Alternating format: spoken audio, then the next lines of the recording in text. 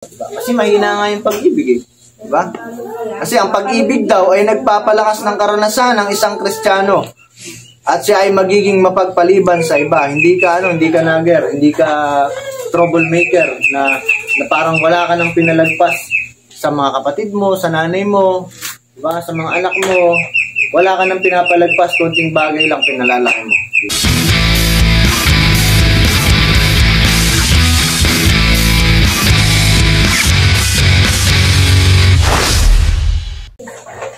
Okay, pupuntahan natin yung ika-5 puntos, yung panghuling puntos. Basahin nga ni Sis Reggie yung John 13:34 at si Mama yung Ephesians 5:33.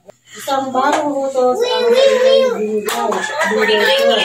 na kayo ibigay sa isa't isa na kung paano hindi ko kayo ay mag-ibigay ko kayo sa isa't isa. Okay po.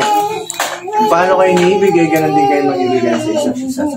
Okay, pakinggan naman po natin yung nandun sa Efeso 5:33. Kaya't kayong mga lalaki, mahalin ninyo ang inyong asawa gaya ng inyong sarili. Mga babae, galang naman ninyo ang inyong Mahalin yung inyong asawa gaya ng inyong sarili. Diba, nanay, tungkol sa pag-ibig, yung ating tatalakayin. Diba? Sabi po, ang isang Kristiyano ay kinakailangang linangin o bungkalin ng espiritu ng pag-ibig sa tahanan. Alam mo naman na yung bungkalin, di ba? Magbubukid tayo, alam natin yung kung paano nagbubungkal ng lupa. Di ba?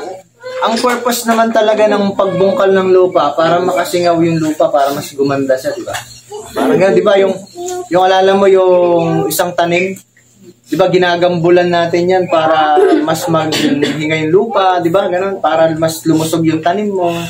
Ngayon daw, sa tahanan, kailangan daw nililinang o binubungkal yung espiritu ng pag-ibig sa tahanan. Pag Kristiyano na kasi tayo, kailangan nandun na yung espiritu ng pag-ibig. Meron ng pag-ibig na naghahari sa pamilya natin dapat.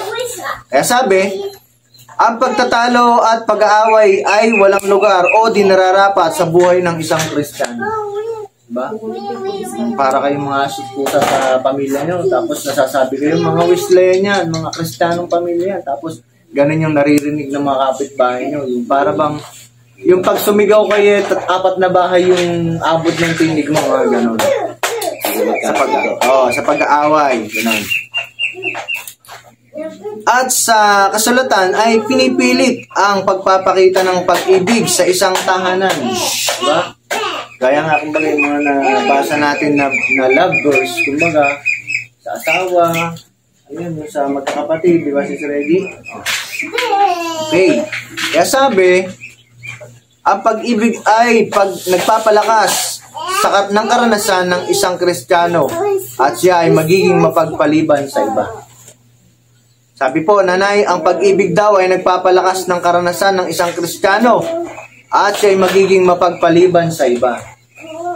Ito nga yung kumbaga yung pagka kasi mahina ang pag-ibig, hindi ka magiging mapagpaliban sa iba.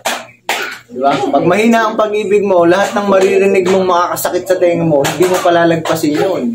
Diba? Para kang makahiya pag nasalat, tumitiklop ka. Sa atin naman, pagka mahina ang pag-ibig mo sa kapwa mo, pag yung kaibot na may marinig ka, hindi mo magustuhan, mag-aalab yung galit mo. Diba? Kasi mahina nga yung pag-ibig eh. Diba? Kasi ang pag-ibig daw ay nagpapalakas ng karanasan ng isang Kristiyano at siya ay magiging mapagpaliban sa iba. Hindi ka nagger, hindi ka troublemaker na parang wala ka nang pinalagpas sa mga kapatid mo, sa nanay mo, diba? Sa mga anak mo, wala ka nang pinapalagpas, konting bagay lang pinalalaki mo, diba? Kaya sabi, ang mga talata sa mga aralin sa kasulatan ay mainam na alituntunin sa pag-ibig ng Kristiyano sa isang tahanan. Diba? Yun po, yung pag-ibig. John 13:34 at Ephesians 5:33. Sariwain ko po yung paano ang pamumuhay ng isang Kristiyano sa kanyang tahanan. Una, pakikipagtulungan. Ikalawa, pagsunod. Ang ikatlo ay pananalangin at pagbasa ng banal na kasulatan. Ang ikaapat po ay kalinisan at kahinhinan. Ang ikalima po ay pag-ibig.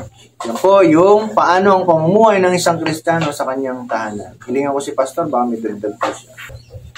So, doon sa pag-ibig naman, talagang ang pag-ibig ay talagang susi sa lahat ng ng tagumpay. Pati yung pagmamahal sa kapwa. Dahil sabi doon sa 13:8 ng Roma, sabi niya, huwag kayong magkaroon ng sagutin sa isa't isa liban sa magmahalan kayo. Kapagkat ang nagmamahal sa kapwa ay tumutupad sa kalooban ng Diyos. Tama po yun. Kapag may pagmamahal ka, wala kang iisipin masama sa kapwa.